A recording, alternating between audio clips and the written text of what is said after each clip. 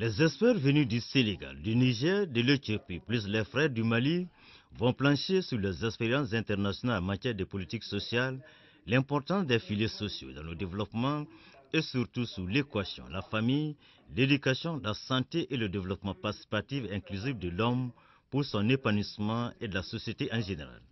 Et pour un pays comme le Mali, devant émerger demain dans le concert des nations, la résolution de l'équation posée mérite une attention particulière. L'on ne soulignera jamais assez la pertinence de s'attaquer avec efficacité, rigueur et méthode au problème de la pauvreté qui pose de sérieux défis au bien-être et au développement du capital humain de tous les Maliens en général, mais en particulier des femmes et des enfants en milieu rural. Au Mali, comme dans la majorité des pays africains au sud du Sahara, les données montrent que la faiblesse du capital humain des jeunes est une cause des préoccupations des décideurs dans un contexte d'insécurité exacerbé par les divers chocs, en particulier les chocs naturels, surtout dans la zone sahélienne.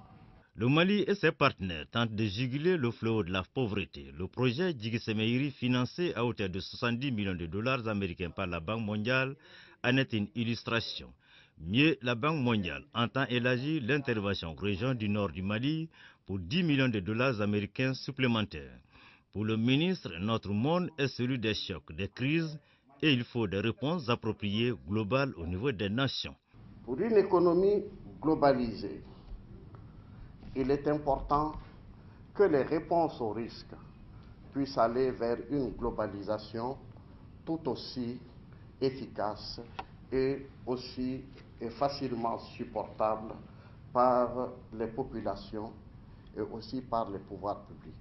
Il apparaît donc que la politique de la protection sociale doit s'attaquer à la pauvreté, la faim, aux maladies, à la sous- et non-scolarisation, l'accès à l'eau potable et l'accès tout court aux conditions minimales pour la vie.